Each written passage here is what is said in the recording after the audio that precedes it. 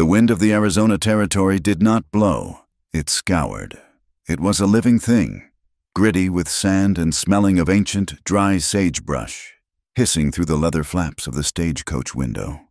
Inside the cramped cabin, the air was thick with the scent of stale tobacco, unwashed bodies, and the lingering heat of a day that had burned at over 100 degrees. Claire Whitmore sat rigid on the hard bench seat, her spine straight not out of propriety, but out of necessity to absorb the violent jolts of the road. It was 1878, and the world seemed to have been stripped of all the softness she had known in St. Louis. On her lap, her knuckles were white where she gripped the handle of a battered leather satchel. To anyone looking, it was just a bag, but to Claire, it was an anchor. Inside rested two things that defined her precarious existence: a letter of employment for a teaching position at the Red Creek schoolhouse, and a heavy, oilskin-wrapped bundle of railway ledgers she had been contracted to escort. "You are holding onto that bag like it contains the crown jewels of England, Miss," the man sitting opposite her wheezed. He was a salesman of some sort, wearing a suit that had once been gray, but was now the color of the road. Claire offered him a polite, practiced smile that did not reach her eyes. "Just books, sir, and personal effects. The road is rough." "Rough," the man laughed, a dry, rattling sound. "Rough does not begin to describe the territory west of the Pecos, especially not where we are headed. Red Creek is not a place for a lady alone." "I am not a lady of leisure, sir," Claire replied, her voice steady despite the fatigue that ached in her bones. "I am a schoolteacher." She was 24 years old, and she had spent the last 6 years working in a typing pool in the city, her fingers stained with ink and her ears ringing with the clatter of machinery. She was not a delicate flower, nor was she a naive debutante. She knew the value of $1, and she knew how to stare down a rude foreman. But looking out into the pitch-black void of the desert night, a cold knot of anxiety tightened in her stomach. This was a land where the law was often written in lead by the man with the fastest draw. She shifted her weight, feeling the cold metal of her mother's silver locket against her collarbone. She reached up and touched it, a reflex she had developed when her heart began to race. It was the last thing she had of her mother, a woman who had died working herself into an early grave so Claire could finish school. Freedom, her mother had whispered in those final days. "Do not let a man tell you who you are. Claire, stand on your own 2 feet." That was why she was here. That was why she had taken the railway contract. The stipend for delivering the ledgers was $50, enough to pay for her room and board for 3 months until her teaching salary began. It was the price of her independence. She refused to be one of those women who moved from her father's house to a husband's house, never knowing what it meant to make a choice solely for herself. "Tough country," the salesman muttered, pulling a flask from his coat. "Especially with the new rail line cutting through. They say land prices in Red Creek have jumped 300% in 6 months. Every shark in the territory is circling." "Progress brings change," Claire said, quoting the railway pamphlet she had read. "Progress," the man snorted. "Progress brings Silas Crow." The name seemed to suck the air out of the small cabin. The other passenger, a slumbering miner in the corner, shifted and opened one eye. "Best keep that name out of your mouth, friend," the miner grumbled. Claire looked between them. "Who is Silas Crow?" The salesman took a long pull from his flask before answering. "He represents the syndicate. He runs the cattle. He runs the bank. And now he wants the water rights for the steam engines. They say if you control the water in Red Creek, you have your hand around the throat of the town. And Crow, he likes to squeeze." Claire looked down at her bag. The ledgers inside contained the survey maps and the proposed water contracts. She had thought she was just a courier, saving the railway the cost of a formal agent. "Now," the leather handle felt hot in her palm. Outside, the darkness was absolute, save for the flickering lantern swinging by the driver's bench. Far in the distance, a thin line of black smoke from a smelter or a work camp snaked across the horizon, looking like a venomous serpent slithering across the belly of the earth. High above the road, perched on a ridge of sandstone that still held the warmth of the sun, A figure watched the stagecoach. Nantan did not move. To the untrained eye, he was part of the rock, a shadow within a shadow. He was Apache, a man of the high desert and the deep canyons. He wore a simple cotton shirt and buckskin breeches, his long black hair held back by a strip of red cloth. A Winchester rifle rested easily across his knees, the woodstock worn smooth by his grip. He was not watching the coach with the idle curiosity of a traveler. He was watching the predator's calculation of a wolf observing a herd. Below him, the stagecoach was a noisy, clumsy beetle, rattling and groaning as it disturbed the silence of the night. The horses were tired. He could hear the uneven rhythm of their hooves even from 500 yards away. A pebble skittered behind him. Nantan did not turn. He knew the footsteps. "They are on schedule," a voice said. Jonah Pike emerged from the darkness. He was a white man who dressed like a trapper but smelled of town whiskey. He served as an interpreter for the army and a messenger for anyone who paid well enough. He walked with a limp he claimed was from the war, though Nantan knew it was from a horse kick he had received while trying to steal a mare. "The Black Snake brings more of them every day," Nantan said, his voice low and resonant. He spoke English with a slow, deliberate cadence. "More wagons, more noise. That is the way of things." "Nantan," Pike said, squatting down and lighting a hand-rolled cigarette. The flare of the match illuminated his pock-marked face. "You cannot stop the tide with a bucket. I am not trying to stop the tide," Nantan said. "I am protecting my family. The new wells they dig drain the springs in the canyon. My people have to walk 10 miles further just to fill our water skins." Pike chuckled softly. "Well, that is about to get worse. Or better, depending on where you stand." Nantan turned his head slowly, his dark eyes fixing on the smaller man. "Speak plain, Jonah. Crow is looking for something on that stagecoach," Pike said, gesturing with his glowing cigarette toward the road below. "Or, rather, someone. A woman." Nantan frowned. "A woman? A schoolteacher from St. Louis. But she is not just bringing spelling books. Word is she is carrying the railway ledgers, the original surveys." Pike took a drag and exhaled smoke toward the stars. "Crow wants those books. If he gets them, he can alter the boundary lines before they are filed at the county seat. He can claim the Red Creek Pass for himself." "Why tell me this?" Nantan asked. "Because Crow is smart," Pike said. "He knows he cannot just rob a white woman on the open road without raising a fuss. He needs a scapegoat. He needs someone to blame so the cavalry comes riding in to clear out the canyons once and for all." Nantan felt a cold anger rise in his chest. "He will make it look like we did it." "Exactly," Pike said. "He has hired men waiting down in the arroyo. They will hit the coach, take the books, maybe kill the girl, and leave enough Apache arrows behind to convince the governor to declare open war. Then Crow gets his water, and you get sent to the reservation. Or the grave." Nantan looked back down at the stagecoach. It was small and fragile against the immense backdrop of the desert. Inside that wooden box was a woman who had no idea she was the fulcrum upon which the fate of the valley rested. She was bait. "Crow uses fire to fight fire," Nantan murmured. "Crow uses whatever burns," Pike corrected. "So, what will you do? Scouts stay here and watch the show." Nantan stood up. He moved with a fluid grace that belied his size. He was tall, with broad shoulders and the lean, ropey muscle of a man who lived by the strength of his limbs. "The woman is innocent," Nantan said. "She is caught in a web she does not see. She is white." Pike shrugged. "She is one of them." "She is a life," Nantan replied. He checked the action of his rifle, the metal clicking softly in the quiet night.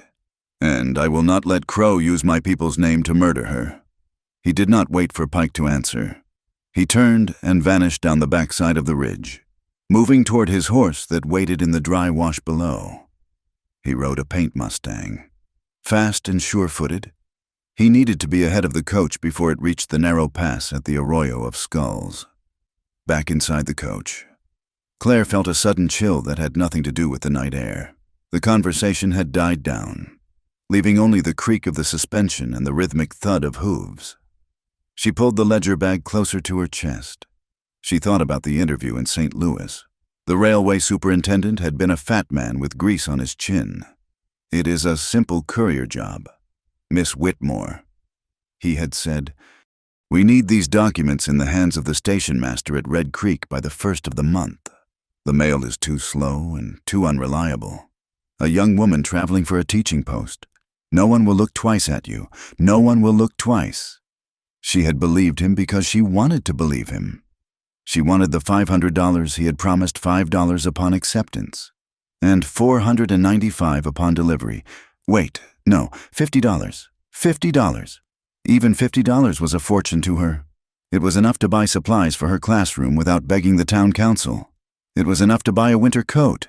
But now, staring into the dark, she felt foolish. Of course it was dangerous.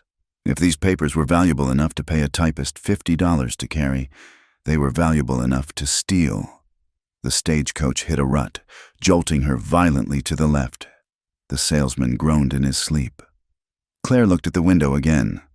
For a second, she thought she saw something move against the skyline, a shadow darker than the night, a rider on the ridge. She blinked, and it was gone. Just a trick of the exhausted mind. "Tough country," she whispered to herself, repeating the salesman's words. She had read the dime novels about the West. They spoke of dashing cowboys and savage Indians. They spoke of freedom and wide-open spaces, but they rarely mentioned the dust that coated your teeth or the fear that sat like a stone in your gut. She remembered her father, a stern man who had worked in the rail yards until his back gave out. "Claire," he would say, "a woman's place is to be safe, to be kept." "I do not want to be kept," she murmured to the empty air. "I want to live." She tightened her grip on the bag. She had made her choice. She had signed the contract. There was no turning back to St. Louis now. The train tracks only went one way forward, into the unknown. Ahead of them, the road began to narrow as it wound its way toward the canyon entrance. The driver up top cracked his whip, shouting at the team to pick up the pace. Claire did not know that a mile ahead, men were tying bandanas over their faces and checking the loads in their revolvers. She did not know that Silas Crow sat in a velvet chair in Red Creek, swirling brandy in a snifter, waiting for a telegraph message that would confirm the deed was done. And she certainly did not know that a lone Apache warrior was racing through the dark, cutting across the treacherous scree slopes, riding not to kill her, but to stand between her and the hell that was about to break loose. All she knew was that the wheels were turning, carrying her further and further away from everything she understood, and closer to a destiny she could not yet imagine. The wind howled louder, sounding almost like a human voice screaming in the distance. Claire closed her eyes and tried to picture the classroom she would organize. Desks in rows, a chalkboard, order. But the West did not care for order. It cared only for survival. She felt the stagecoach slow down as it began the ascent. The horses blew hard. The air became heavier, charged with the static of an approaching storm, or perhaps something more violent. Claire Whitmore took a deep breath, filling her lungs with the dry, alien air. "I'm ready," she lied to herself. In the pocket of her dress, her fingers brushed against the small, pearl-handled penknife she carried. It was small, almost a toy, but the blade was sharp. It was a ridiculous defense against the vastness of the territory, but it was hers. The stagecoach rolled on into the shadow of the cliffs, swallowed by the throat of the canyon. The descent into the arroyo of skulls was steep, and the stagecoach groaned under the strain of the brakes. Claire had just closed her eyes, trying to force the image of the vast, indifferent desert from her mind, when the world exploded. It was not a metaphor. A deafening crack shattered the night, followed instantly by the terrified scream of a horse. The coach lurched violently to the right, slamming Claire against the wooden wall. The salesman opposite her was thrown from his seat, hitting the floor with a sickening thud. "Bandits!" the miner roared, reaching for the pistol at his hip. Before he could level the weapon, a second volley of gunfire tore through the thin wooden panels of the cabin. Wood splinters sprayed the air like shrapnel. The miner jerked backward, clutching his chest, his weapon falling from his limp fingers.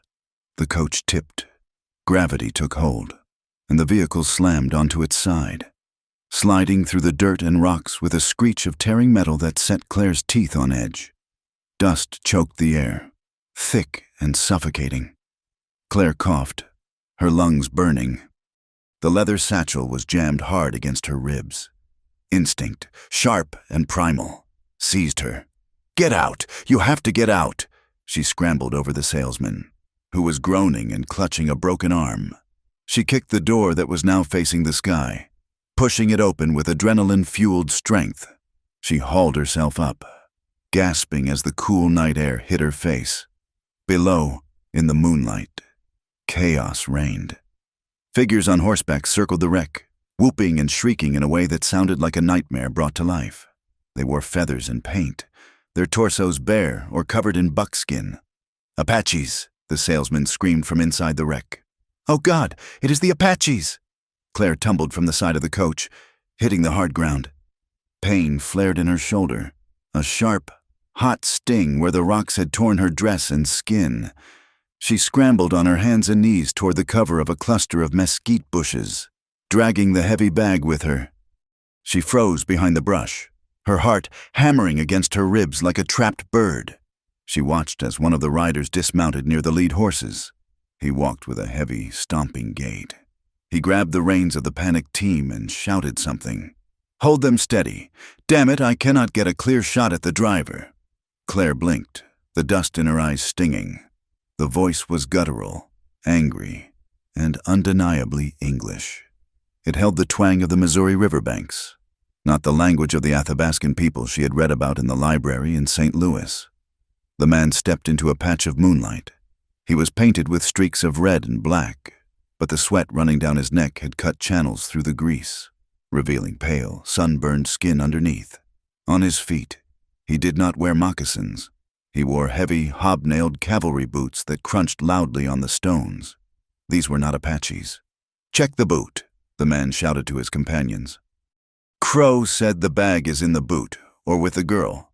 Find the girl." Crow. The name turned Claire's blood to ice. This was not a random raid. This was a hunt. And she was the fox. She began to crawl backward, moving deeper into the shadows of the rocks. Her hand slipped on loose gravel, sending a small cascade of stones skittering down the slope. The painted man spun around, his revolver raised. "Over there! Something moved!" Claire scrambled to her feet, abandoning stealth. She ran blindly into the labyrinth of boulders and scrub, the heavy bag banging against her thigh. Behind her, heavy footsteps crashed through the brush. "Get back here, you little witch!" the man yelled. She turned a corner around a massive sandstone pillar and found herself facing a dead end. A sheer wall of rock rose 20 feet above her. She spun around, her chest heaving, her hand fumbling in her pocket for the tiny, pearl-handled penknife. The pursuer rounded the corner. He grinned, his teeth white against the fake war paint. "Nowhere left to run, darlin'. Hand over the bag, and maybe I will make it quick." He stepped forward, leveling his gun. Then, he vanished. It happened so fast Claire's brain could barely process it. A shadow detached itself from the rock wall above and dropped silently onto the man's back. There was a dull thud of impact, a flash of steel in the moonlight, and the gunman collapsed without a sound. Standing over him was Nantan. He was nothing like the painted caricatures attacking the stagecoach. He wore no feathers, no garish paint. He was dressed in dust and silence. He looked at the fallen man for a split second, then stepped over the body and moved toward Claire. Claire gasped, raising her tiny knife. "Stay back." Nantan did not slow down. He moved with the fluidity of water. In one motion, he reached out, caught her wrist, and twisted it gently but firmly. The knife fell from her numb fingers. Before she could scream, his other hand clamped over her mouth. His palm was rough, smelling of leather and sage. His eyes, dark and intense, bored into hers. He shook his head once. "Silence," he whispered. The word was barely a breath. He released her mouth but kept a grip on her arm. He gestured toward a narrow fissure in the rock face that she had missed in her panic. It was barely wide enough for a human to squeeze through. "Go!" he commanded. Claire hesitated. She looked at the dead man on the ground, then at the Apache warrior who held her arm. The story said his kind would scalp her, but the man on the ground was white, and he had been ready to kill her for a bag of paper. She made her choice. She squeezed through the crack. Nantan followed, pausing only to brush away their tracks with a branch of creosote bush. He led her through a twisting maze of narrow canyons, moving upward, away from the road and the carnage. They climbed for what felt like an hour, the sounds of the raid fading until they were swallowed by the immense silence of the desert. Finally, Nantan stopped in a small alcove protected by an overhang of rock. He motioned for her to sit. Claire collapsed onto the stone, her legs trembling so violently they could no longer support her. She clutched the bag to her chest, her breathing ragged. She looked down at her shoulder. The sleeve of her gray traveling dress was torn, and blood was drying on her skin. Nantan stood a few feet away, watching the entrance of the alcove. He did not look at her. He seemed to be listening to the wind. "Who are you?" Claire whispered. He turned his head slowly. "I am the one who kept you from dying." They look like your people," she said, her voice shaking.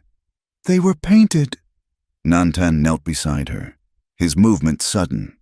He reached out and touched the hem of her skirt where a smudge of grease had rubbed off from the stagecoach. Then he pointed to the bag.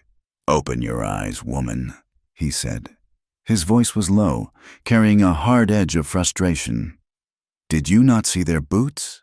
Did you not smell the whiskey?" "I saw," Claire admitted. "One of them. He spoke English. He mentioned Crow." Nantan's expression darkened. "Crow wants a war. He sends white men dressed as Apache to kill women and burn wagons. Then the army comes to kill Apache." He looked at her with a mixture of curiosity and suspicion. "And you are the bait." "I'm a schoolteacher," Claire said defensively, pulling the bag tighter. "I am not bait. You carry that bag like it is a child," Nantan observed. "Crow's men were shouting for it. What is inside is worth more than gold to them, and because of it, you have brought danger to my land." "I did not ask to be attacked," Claire snapped. The fear was giving way to anger, a hot spark that surprised even her. "I was doing a job. I have a contract." "A contract," Nantan repeated, the word tasting bitter in his mouth. "Paper." He reached into a pouch at his belt and pulled out a small bundle of dried leaves and a strip of cloth.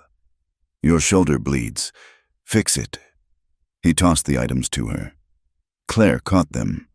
"You are not going to help me." "I brought you here. That is helpful," Nantan said.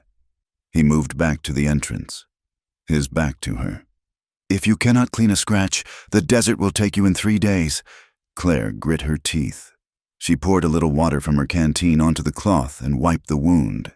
It stung viciously, but she did not cry out. She would not give him the satisfaction. She studied his back. He was broad-shouldered, his black hair moving slightly in the breeze. He had saved her. Yes, but she was now alone in the wilderness with a man her society called a savage. "He needs me alive," she reasoned, "or he would have left me there." "Why did you save me?" she asked. Nantan did not turn.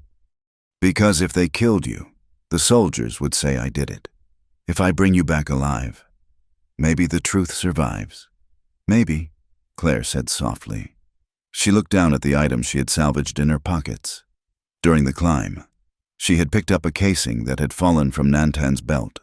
No, not Nantan's. He used a lever-action rifle.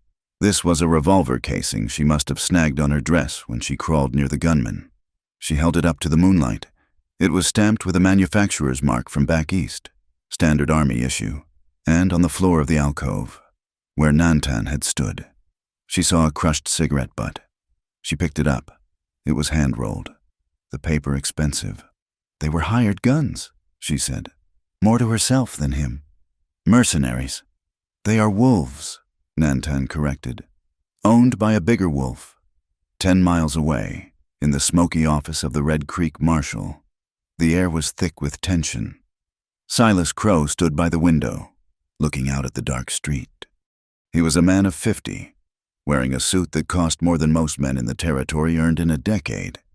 He held a glass of brandy, his thumb tracing the rim. "So," Crow said, his voice smooth and dangerous, "you let her get away." The man standing before him was the leader of the raid, now scrubbed clean of paint but still smelling of sweat. He looked at the floor. It was dark. Mr. Crow. And there was something else out there. An Indian, a real one. He took out Jensen before we knew what was happening. An Apache. Crow turned, a smile playing on his lips. "Well, that is not entirely a failure then, is it?" He looked at the man sitting behind the desk. Deputy Harlan Voss was cleaning his fingernails with a knife. "Voss," Crow said, "ride out to the telegraph office. Send a message to Fort Lowell. Tell them the Apache have attacked the stagecoach. Tell them they massacred the passengers and abducted a white woman." "And the ledgers?" Voss asked, looking up. "If the Apache have the girl, they have the ledgers." Crow said, "It makes the story better. Savages stealing government property. The governor will have to send the cavalry. He will clear the pass to get her back."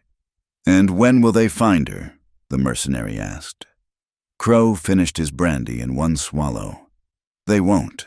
The desert is a big place, and if you boys do your job right next time, the Apache will be blamed for her death too." Crow slammed the glass down on the table. "Rouse the town. Tell the men at the saloon. Tell them an innocent schoolteacher is being tortured by heathens right now. I want every able-bodied man with a rifle ready to ride by dawn." The sun began to rise over the canyon, painting the rocks in violently bright shades of orange and red. The heat arrived instantly, heavy and oppressive. Nantan signaled for Claire to move. They had walked for hours in the dark, and her feet were blistered inside her sensible city boots. "We stop here," Nantan said, pointing to a depression in the rocks that was shielded from view. "My people are close, just over that ridge. Can we go to them?" Claire asked, licking her dry lips. I need to rest properly." "No," Nantan said sharply. "You stay here. If I bring a white woman into the camp now, the young men will want to kill you for revenge, and the old women will fear you bring the sickness. You are a secret." He stepped closer, looming over her. "You stay in this circle of rocks. You do not make a fire. You do not sing. You do not show yourself. If Crow's men see you, you die. If my people see you without me, you die. Do you understand?" "I understand," Claire said, her voice steady. "I am a prisoner." "You are alive," Nantan said. "Do not confuse the two." He turned to leave. "I go to get water and food. Do not move." He disappeared into the rocks as silently as he had arrived. Claire sat alone in the small depression. The silence of the desert was terrifying. It felt huge and empty, pressing in on her from all sides. She drank the last sip of water from her canteen. She looked at the leather bag. It was the cause of all this. Men had died last night because of what was inside. She had been hired to transport it, not to read it. To break the seal was a violation of her contract. Contract, she thought bitterly. Nantan called it just paper. She looked at the horizon. Somewhere out there, men were hunting her. She had to know why. With trembling fingers, Claire undid the buckles of the satchel. She pulled out the oilskin bundle and unwrapped it. Inside were 3 heavy ledger books and a rolled-up map. She opened the map first. It was a surveyor's chart of the Red Creek Valley, but it was heavily annotated in red ink. Lines had been redrawn. The natural path of the creek, which flowed through the communal lands and the Apache hunting grounds, had been marked for diversion. She traced the red lines with her finger. They led directly to a proposed reservoir marked Crow Associates.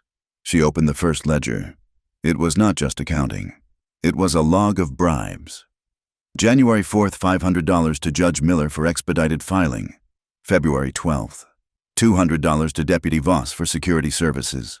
March 1st purchase of adjoining tracts at 10 cents on the dollar. Claire flipped the pages, her breath catching in her throat. This was not just a business deal. It was a conspiracy. Crow wasn't just buying land. He was stealing the water to starve out the ranchers and the Apache alike. forcing them to sell or leave. And he was paying the law to look the other way. And here, on the last page, was a note in neat handwriting to Room. Railroad survey confirms aquifer at Twin Buttes. Vital to secure prior to public announcement.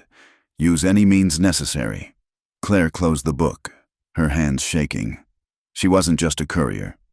She was the unwitting accomplice to a crime that would destroy this entire valley. And now that she knew, she was the only witness.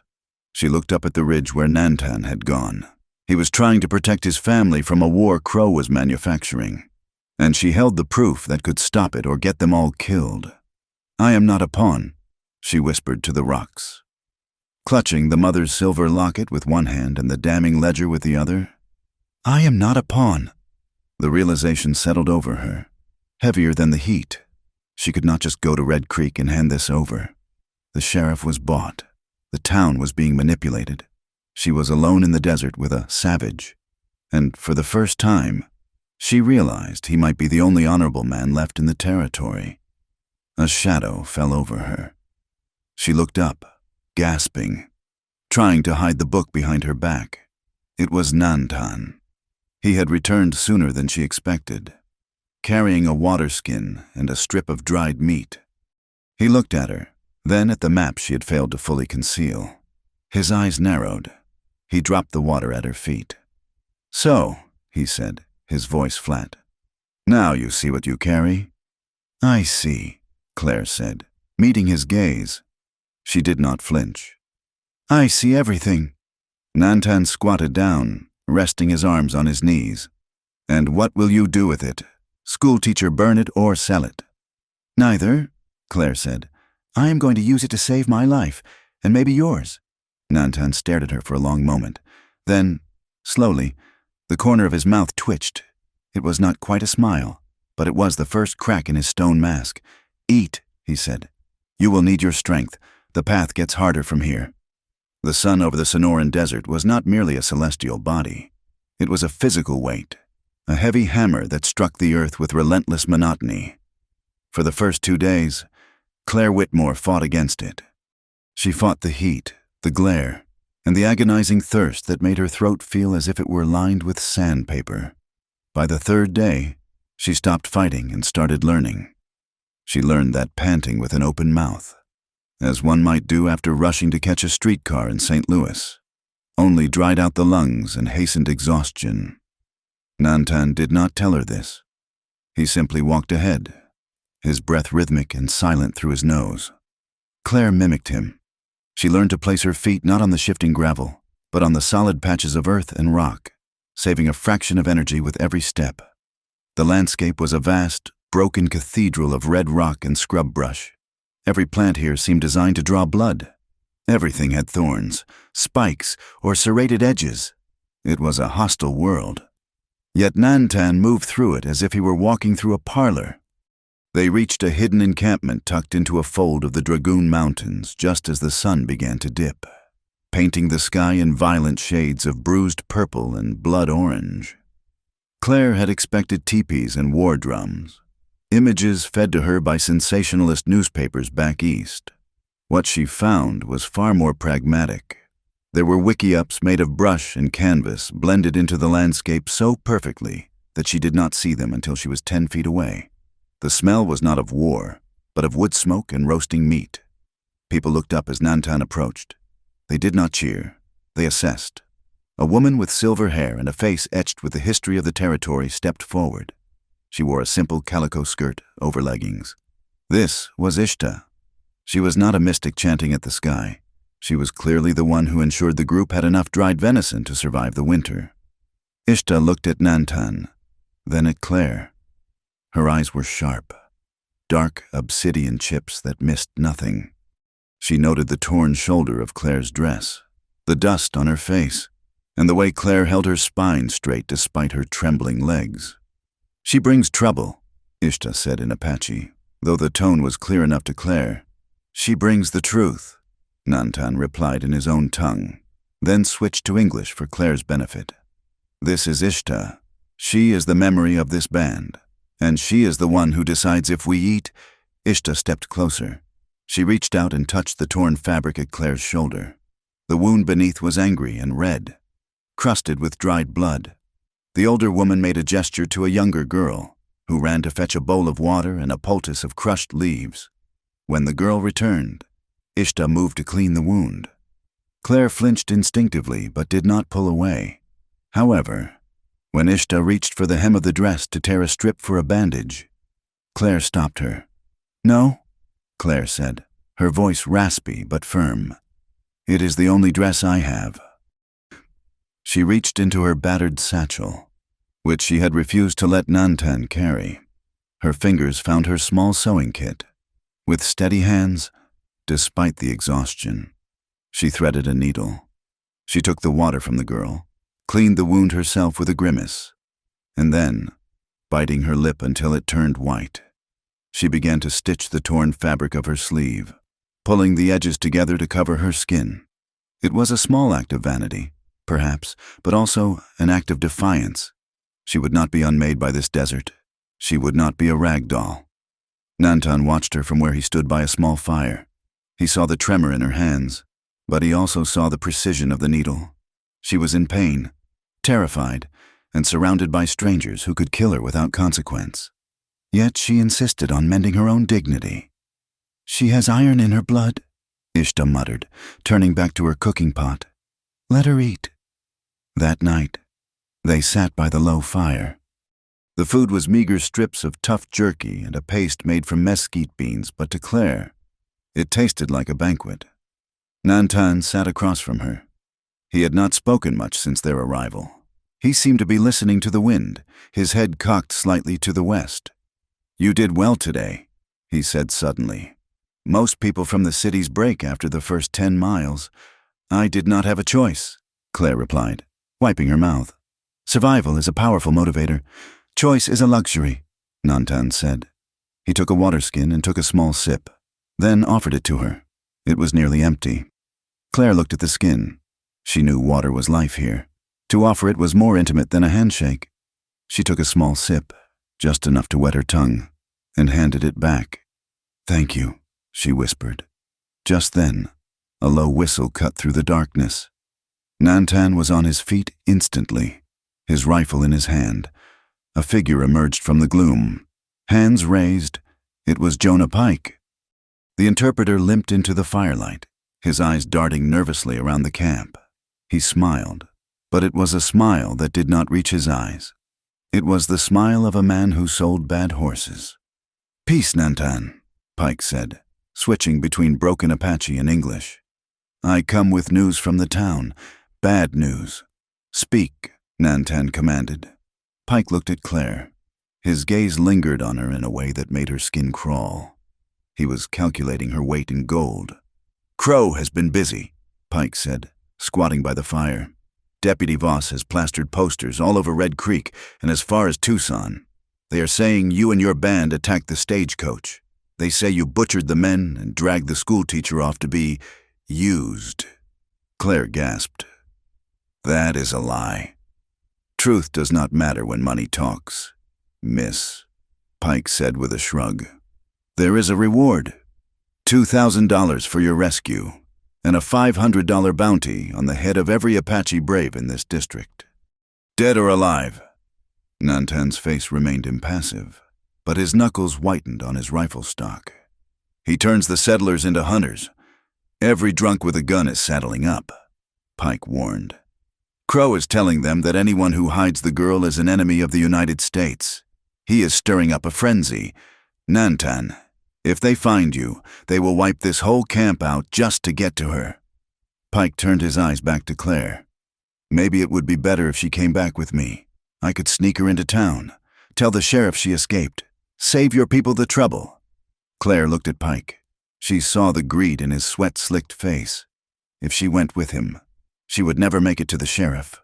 Or if she did, the ledgers would disappear, and she would be forced to parrot Crow's lies. "No," Claire said. Pike blinked. "Now look here. Miss, you are out of your depth."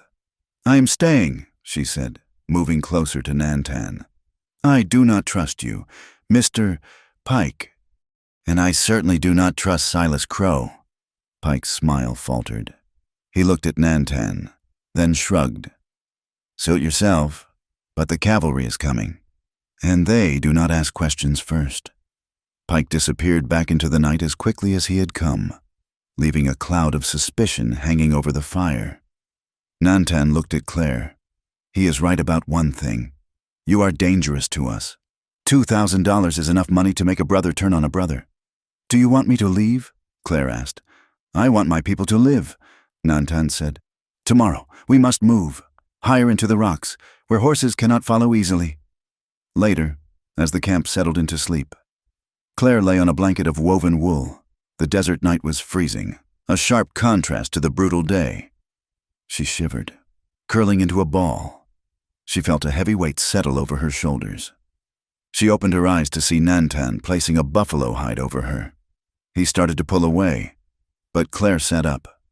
She reached for her neck and unclasped the silver locket. It was warm from her skin. She held it out to him. Take it, she said. Nantan frowned. I do not want your trinkets. It is not a trinket, Claire said fiercely. It was my mother's. It is the only thing of value I own in this world. I am giving it to you. Why? So you know I will not run away in the night, Claire said. So you know I am not holding out for a better offer from men like Pike. I am trusting you with my life. I want you to know you can trust me. Nantan looked at the silver oval in her small, pale palm. He looked at her determined eyes. He reached out and took the locket. His fingers brushed hers rough calluses against smooth skin. A spark, not of static, but of recognition, jumped between them. Sleep, he said softly. We move before the sun. The morning brought chaos. They had been moving for 3 hours, climbing a narrow goat path along the canyon wall, when the sound of hooves echoed off the stone. Down! Nantan hissed, shoving Claire behind a boulder. Below them, on the valley floor, a cloud of dust heralded the arrival of a dozen riders. They were not soldiers. They were a posse, rough men in dusters, heavily armed. Crow's money at work, Nantan whispered. One of the riders pointed up at the ridge. A shout went up. A rifle cracked, and a bullet chipped the rock inches from Claire's head. Stone fragments stung her cheek. Move! Nantan shouted. He grabbed her hand, and they ran. This was not the measured pace of yesterday. This was a frantic scramble for survival. They abandoned the path, cutting straight up the sheer face of the rock, finding handholds where none seemed to exist. The sky, which had been clear moments ago, suddenly darkened. In the high desert, storms arrived with the violence of an ambush. Thunder boomed, shaking the very ground beneath their feet, and the heavens opened. It was not rain, it was a deluge. Water fell in sheets, instantly turning the dust into slick mud and the dry washes into roaring torrents. Keep climbing, Nantan roared over the sound of the wind. Claire's boots slipped on the wet stone. She scrambled, her fingernails tearing against the granite. The water plastered her dress to her body, weighing her down. She slipped, her feet sliding out over the precipice. Nantan! He spun around, bracing his legs against a creosote root. He reached out and caught her forearm just as she began to slide toward a 50-foot drop. His grip was iron. He hauled her up, pulling her chest against his. For a second, they were frozen there, soaked to the bone, breathing each other's air. The rain hammered down, washing away the dust, washing away the social distance between a St. Louis schoolteacher and an Apache warrior. He was solid. He was safe. Up, he said, his voice rough. The cave is just ahead. They scrambled over the final lip of the ridge and collapsed into a shallow cave, gasping for air. Outside, the rain turned the world into a gray blur, hiding them from the posse below. The flash flood would fill the canyon floor within minutes, cutting off the pursuit. The water was a savior, but it was a violent one. Claire sat against the cold stone wall, shivering violently. Her teeth chattered. The adrenaline was fading, leaving behind a hollow ache. Nantan moved to the back of the cave and found some dry brush left by a previous traveler. He used his knife and a piece of flint to strike a spark. It took precious minutes, but soon a small, smoky fire was fighting back the gloom. He looked at Claire. She was hugging her knees, looking small and fragile. "You should not be here," Nantan said, feeding a stick to the fire. "This land, it tries to kill you every day. Why did you come? Claire, why leave the city for this?" It was the first time he had used her name. Claire looked into the fire. The heat was beginning to return sensation to her fingers. "Because I was tired of being safe," she said. Her voice was quiet, but it carried over the sound of the rain. "In St. Louis, my life was already written for me. I would work in the typing pool until I found a husband. Then I would keep his house and raise his children. I would be property. Well-kept property, perhaps, but property nonetheless." She looked up at Nantan. "My father ordered me. My boss ordered me. Society ordered me. I came here because I wanted to be the one who decided when to wake up and where to walk. I wanted to stand on my own 2 feet. She laughed bitterly. "And now look at me.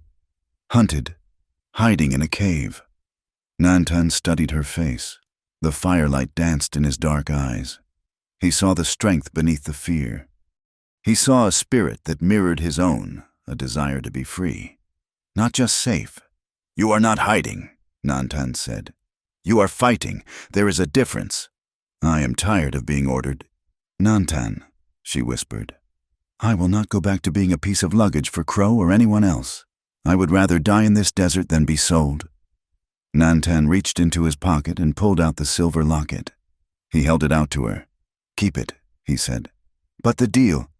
"I do not need a deposit," Nantan said. "I know you will not run. You have the heart of a warrior. Claire Whitmore, you fight for your freedom. That is something I understand better than anyone." Claire took the locket. Her fingers brushed his again, and this time, neither of them pulled away immediately. Outside, the rain lashed the earth, washing the world clean. But inside the small cave, a new alliance had been forged, one stronger than steel, built on the shared understanding that freedom was not given, it was taken. The wind moving through the canyons carried the scent of ozone and dry lightning. From their vantage point high within the Dragoon Mountains, Claire Whitmore and Nantan looked down upon the serpentine trail of the Red Creek Pass. Below, a convoy of wagons was moving slowly, kicking up a plume of dust that stained the pristine blue of the sky. "They are not moving supplies," Nantan observed, his voice low and devoid of warmth. He lowered the brass spyglass he had taken from a dead soldier years ago and handed it to Claire. "Look at the suspension. Look at how the wheels ride heavy in the dirt." Claire pressed the cold metal to her eye. The magnification brought the scene into startling focus. The wagons were unmarked, but the men driving them were heavily armed. More disturbingly, she saw crates stacked in the rear of the lead wagon marked with a symbol she recognized from her days in the rail yard typing pool. High explosives. Danger. Dynamite, Claire whispered, lowering the glass. Why would Silas Crow be moving that much dynamite toward the water source? "He does not intend to mine for silver," Nantan said. He pointed a calloused finger toward a narrow choke point in the canyon, a place where the rocks crowded the trail. "He intends to blow the pass. If he collapses those walls, he blocks the old trade route.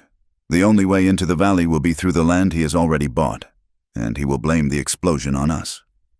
Claire felt a chill that had nothing to do with the mountain air. It was a false flag operation. Crow was not just stealing land. He was orchestrating a theater of war. He would detonate the pass, claim the Apaches did it to cut off the town, and the terrified citizens would scream for the army to come and wipe Nantan's people off the map. "We have to stop him," Claire said, clutching the satchel that never left her side. "The ledgers prove he owns the land at the choke point. If people knew he planned this..." "People believe what they fear," Nantan cut in. "Crow has the money and the loud voice. We have nothing but the truth, and the truth is quiet." "Then we need to make the truth louder," Claire countered. Her mind was racing, shedding the fear of the hunted and adopting the strategy of the desperate. "There is a man in town, Tom Rudd. He is the blacksmith now, but he used to work the telegraph line for the Union Pacific. I saw his name in the employment records in this bag." Nantan frowned, his dark brows knitting together. Rudd, the man with the iron leg. He is a white man. He will side with his own. He was fired for refusing to falsify transmission logs, Claire said, tapping the leather bag. He has a conscience. Nantan, if I can get these papers to him, he can tap the wire. He can send the proof of the bribery and the water theft to the governor in Prescott and the marshals in Tucson before Crow blows the pass. Nantan turned away, pacing the small flat of rock. Paper, always paper. You think a sheet of paper can stop a bullet? My father signed a treaty on paper. It promised us these mountains as long as the grass grows. The grass still grows. Claire, but the soldiers came anyway. This is different, Claire insisted, stepping into his path. She forced him to look at her. Crow relies on secrecy. He relies on the darkness. The telegraph is light. It travels faster than his horses. It travels faster than his lies. It is a risk, Nantan grunted. To get to this blacksmith, someone must go into the wolf's den. I will go, Claire said. No. The word was absolute. You are the prize. If they catch you, the game is over. I am not a prize, Claire said, her voice rising. I am the player. The argument hung in the air, unresolved, as the sun began to bleed behind the western peaks. The temperature plummeted instantly. The desert did not hold its heat. It surrendered it to the void the moment the light failed. They made camp in a shallow depression beneath an overhang of limestone. It was too risky to light a fire tonight. Crow's scouts were patrolling the lower slopes. The cold was a physical weight, pressing down on them. Claire sat wrapped in her thin coat, shivering violently. Her teeth chattered, a sound she tried desperately to suppress. Nantan watched her for a moment from the shadows. Then, without a word, he moved. He unrolled a heavy buffalo robe, the fur thick and smelling of smoke and sage. He draped it over her shoulders. But instead of pulling away, he sat down beside her, pulling the edges of the robe around them both. Claire stiffened. Propriety screamed that this was scandalous, an unmarried woman huddled under a blanket with a man, a stranger, in the dark. But survival screamed louder. His body heat was a furnace. Do not freeze to death out of pride. Schoolteacher? Nantan murmured. Claire relaxed, leaning slightly into his side. They sat in silence for a long time, watching the stars wheel overhead. The proximity was dizzying. She could feel the slow, steady rhythm of his breathing. It was intimate in a way that terrified her more than the gunfire had. In my world, Claire said softly, breaking the silence to distract herself from the heat radiating from his arm. A man and a woman would need a license to sit this close.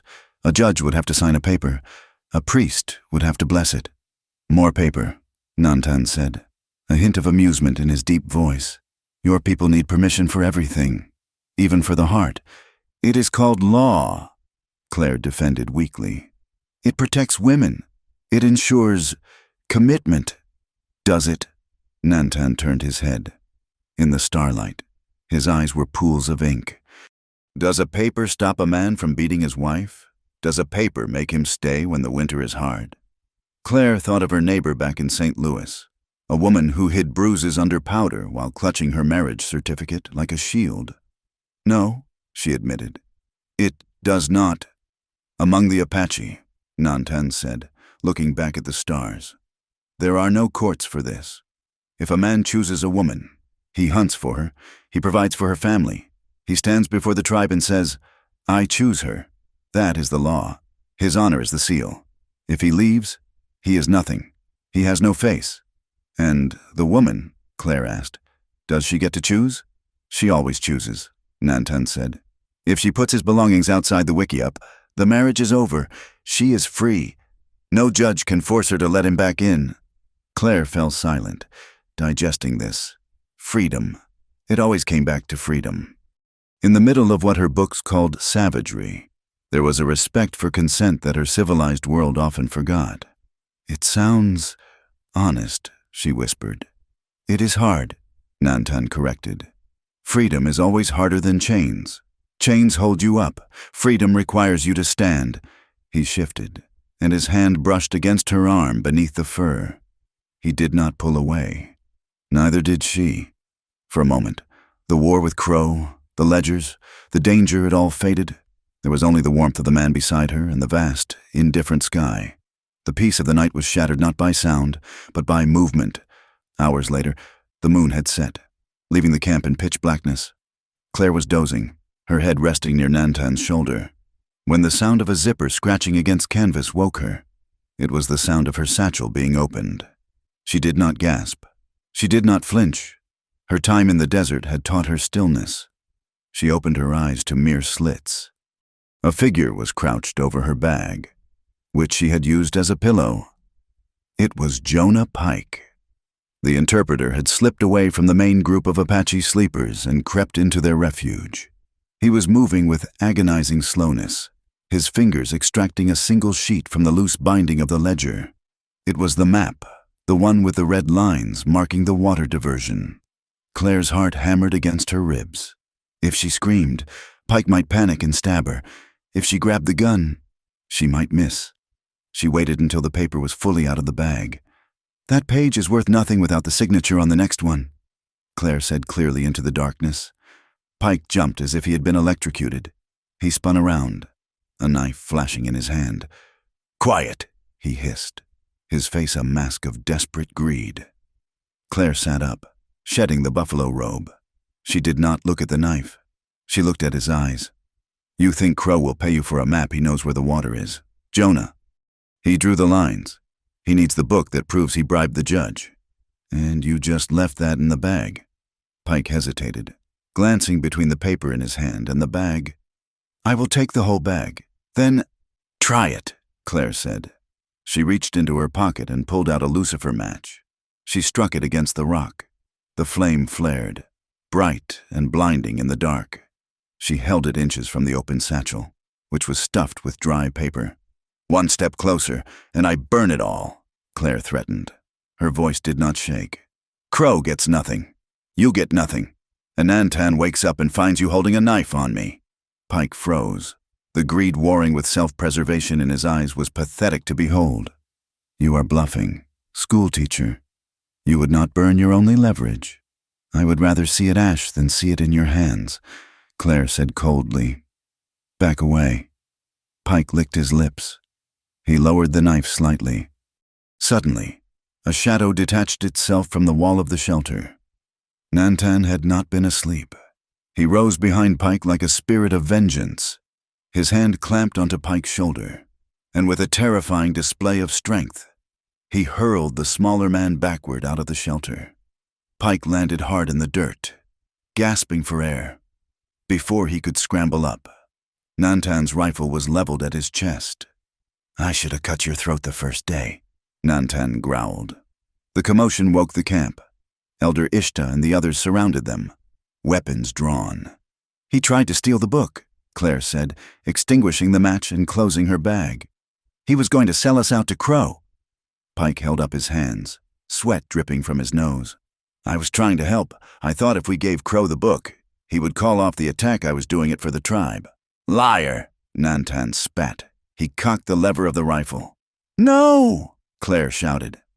She scrambled out of the shelter and put a hand on the barrel of Nantan's gun. Pushing it down, Nantan looked at her with fury. "He is a traitor.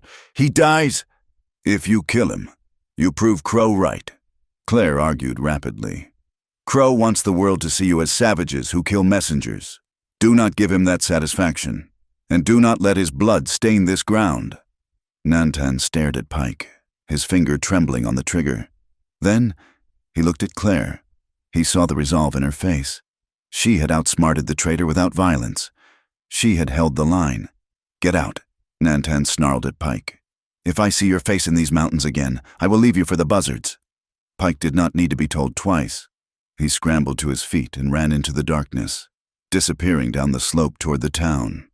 "He will go straight to Crow," Ishta warned, stepping forward. "He will tell them exactly where we are." "He would have done that anyway," Nantan said. He lowered the rifle and looked at Claire. There was a new light in his eyes, respect. "You held the fire." "I learned from the best," Claire replied, her legs finally giving way to the tremors of adrenaline. Dawn brought the ultimatum. They had moved position before the sun rose, watching the lower trail. A lone rider approached, carrying a white flag. He stopped at the base of the canyon and shouted up at the rocks. "Silas Crow offers terms," the man bellowed, his voice echoing off the canyon walls. "Give us the girl and the railway ledgers. If you do, the posse turns back, no questions asked. You have until noon. After that, we bring the cannons from the fort." The echo died away, leaving a heavy silence. Nantan looked at his small band. He had 12 fighting men. Crow had 50 mercenaries and the backing of the U.S. Army if he could trick them. "We cannot fight them all," Ishta said quietly. "Not if they bring the cannons." Claire stood up. She brushed the dust from her skirt. She looked at the rising sun, then at the man who had sheltered her under his robe. "He is right," Claire said. "You cannot fight them, not like this." "We will not trade you," Nantan said fiercely. "I told you, I chose." "And I choose too," Claire said. She walked over to him, standing close enough that he could see the gold flecks in her eyes. "I am going back." Nantan grabbed her shoulders. "No, they will kill you, or worse." "They won't kill me," Claire said. "Crow needs me to sign a statement saying I was kidnapped. He needs me to validate the handover of the books. As long as I refuse to sign, I am safe." "You are playing with a rattlesnake," Nantan hissed. "I am the bait." "Nantan," Claire said, her voice steady and commanding. "I go down there. I let them rescue me. I make a scene. I draw Crow out into the open, into the town square where everyone can see, while everyone is looking at me. You and your men can get close." "And Tom Rudd can send the telegram." She placed her hand on his chest. "Over his heart. It is the only way to save the pass without a massacre. I have to go back to my world to fight him." Nantan covered her hand with his own. He wanted to forbid it. He wanted to throw her over his horse and ride north until they disappeared. But he knew she was right. She was not a damsel to be saved anymore. She was a partner in this war. "If you do this," Nantan said, his voice a low rumble that vibrated against her palm. "You understand the risk. Once you are in his hands—" "I know," Claire said. Nantan leaned down. His forehead rested against hers. "Listen to me. Claire Whitmore. You go down there. You play his game. But know this, I will be watching from the ridges. I will be in the shadows." He lifted her chin, forcing her to look at the ferocity in his eyes. "If he touches you," Nantan swore. "If he puts one mark on you, I will burn his road. I will burn his town. I will burn it all until there is nothing left but ash." "I know," Claire whispered. She pulled away, picked up the heavy leather satchel, and began the long walk down the slope toward the enemy. Her head held high. She was walking back into the cage, but this time she held the key. The dust of Red Creek had a different taste than the dust of the deep desert. It tasted of coal smoke, manure, and the metallic tang of commerce.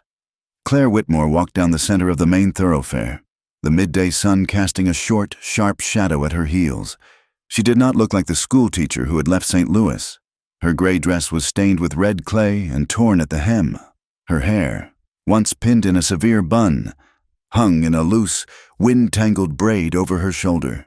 She walked with a limp, but her head was high, and her hand gripped the handle of the leather satchel with a force that turned her knuckles white. The town went silent as she passed.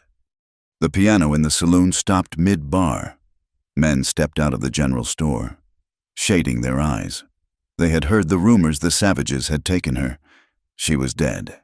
She was worse than dead.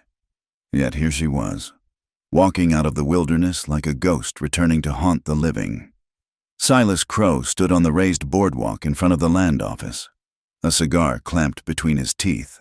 Beside him stood Deputy Harlan Voss, his hand resting nervously on the butt of his pistol.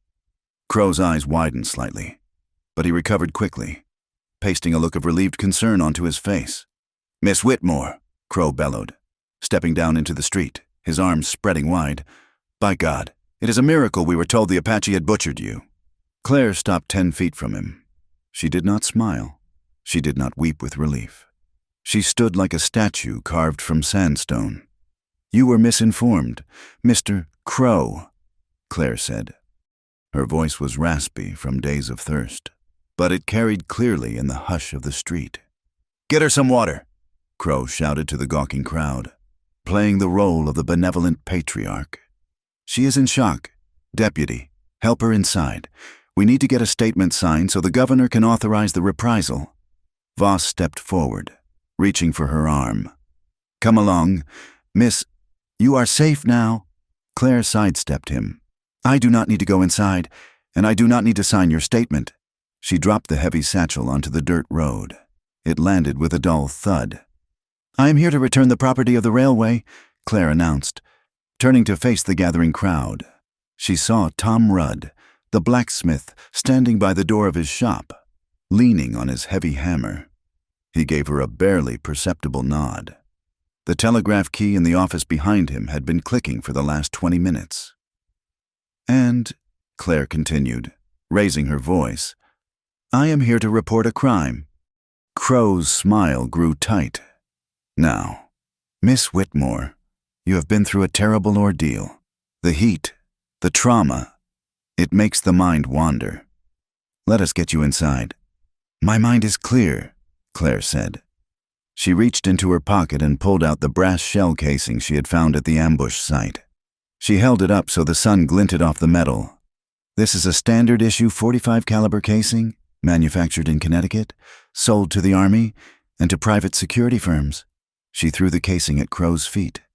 "The men who attacked my stagecoach were not Apache," she declared. "They wore paint, yes, but they wore cavalry boots. They smelled of whiskey, and one of them spoke with a Missouri accent, asking for this bag by name." A murmur rippled through the crowd. Crow's face flushed a deep, ugly red. "She is hysterical," Crow shouted, drowning out the whispers. "The savages have turned her mind, Deputy. Seize her for her own safety." "I have the ledger," Claire yelled, kicking the bag open. "I have the map, where you drew the diversion lines to steal the town's water. I have the record of the $500 you paid Deputy Voss to look the other way." Voss panicked. He drew his gun. "Shut her up." The crack of a rifle shot split the air, but it did not come from Voss. It came from the ridge overlooking the town. The gun was blasted out of Voss's hand, spinning away into the dust. Voss screamed, clutching his numb fingers. Chaos erupted. The crowd scattered, screaming, diving behind water troughs and rain barrels. Crow's hired mercenaries, positioned on the rooftops, opened fire not at the ridge, but into the street, creating panic to cover their boss. "Get her!" Crow screamed, pointing at Claire. A mercenary lunged for her, but Claire was already moving. She did not freeze as she would have a week ago. She dropped low, grabbing the satchel, and rolled behind a stack of feed barrels. Then, Nantan was there. He did not come from the ridge. He came from the alleyway between the saloon and the bank, moving with the terrifying speed of a striking cougar. He vaulted over a hitching rail, his rifle swinging like a club. He struck the mercenary reaching for Claire in the chest, sending the man flying backward.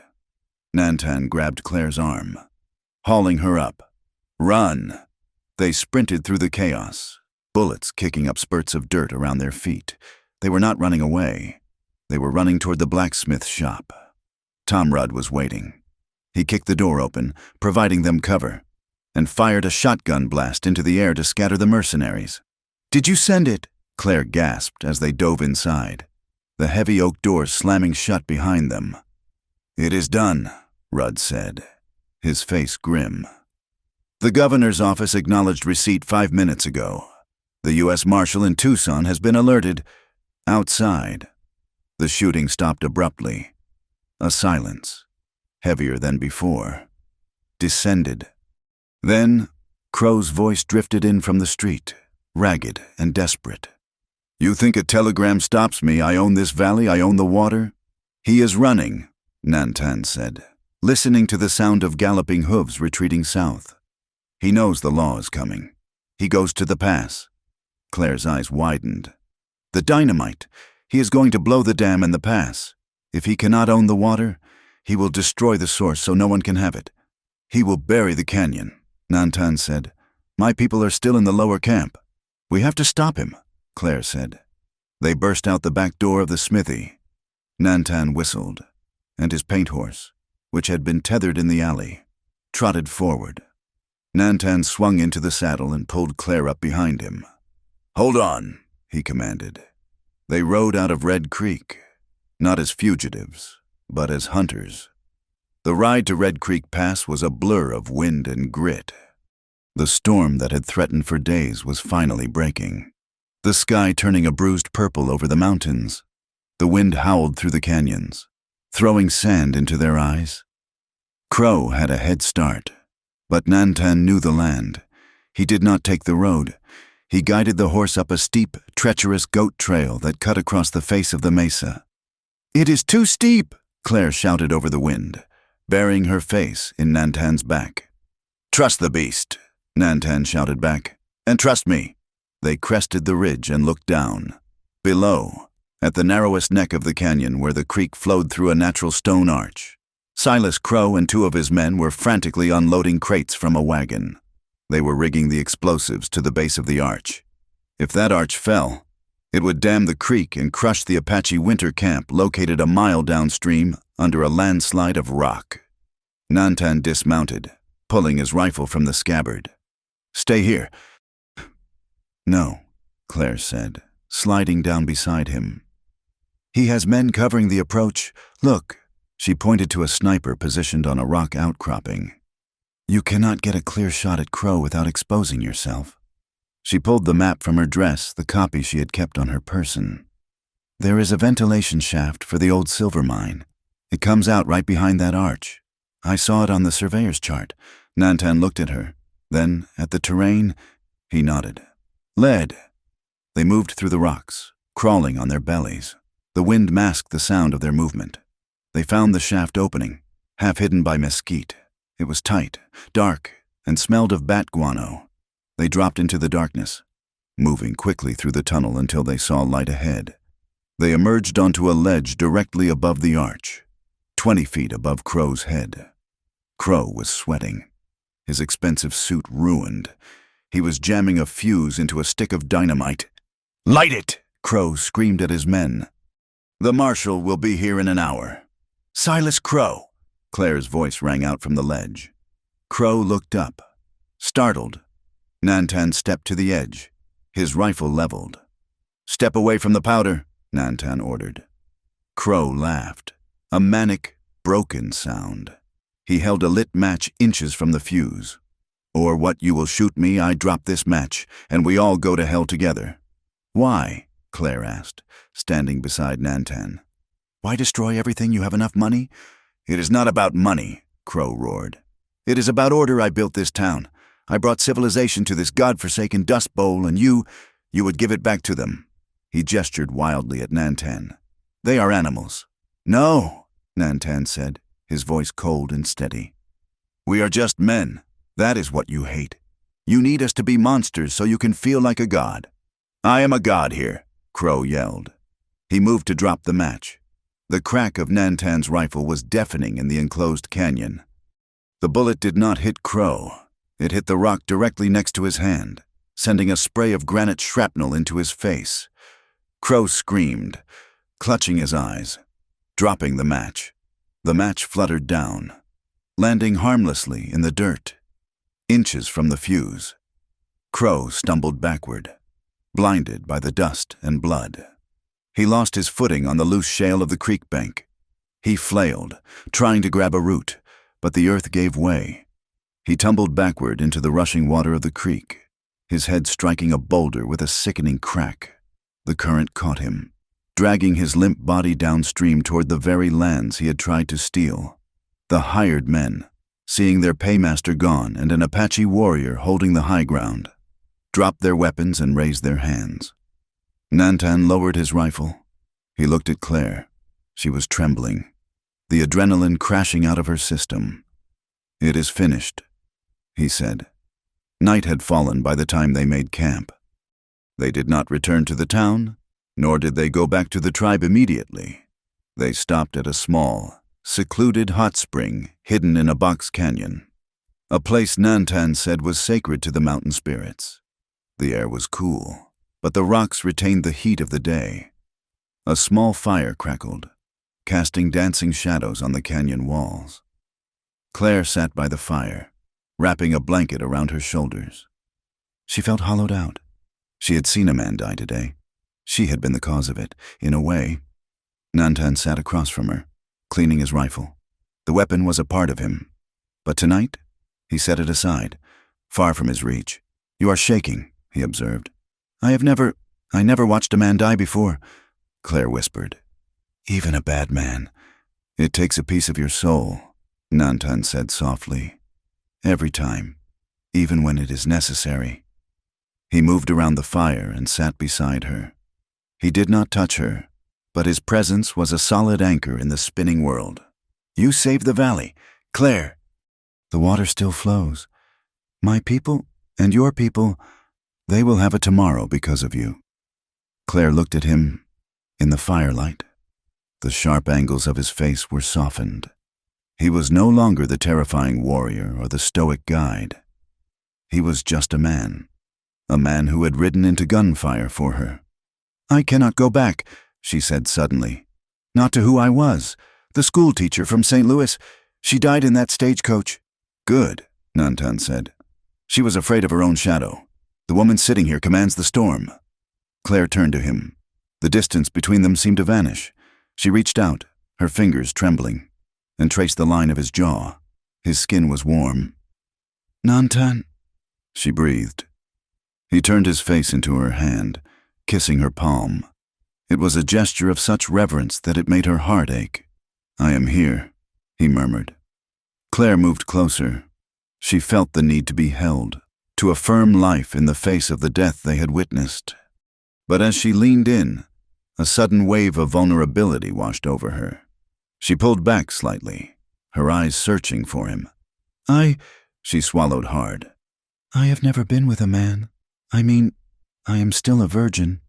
She said it not as an apology, but as a confession of her fragility. She was offering him something she had guarded fiercely all her life, something she had refused to trade for security or status. Nantan did not laugh. He did not smile with triumph. He looked at her with an intensity that burned hotter than the fire.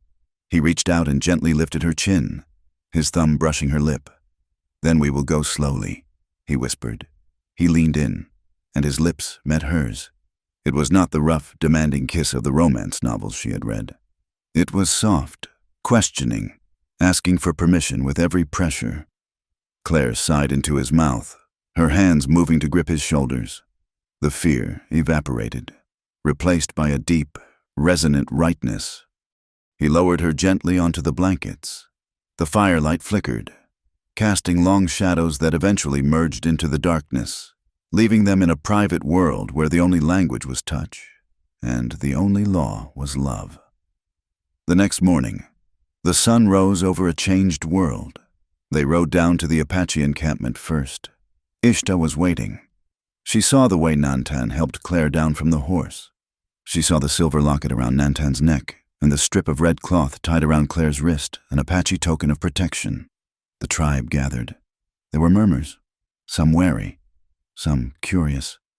Nantan stood in the center of the circle, Claire by his side. He did not hide her behind him.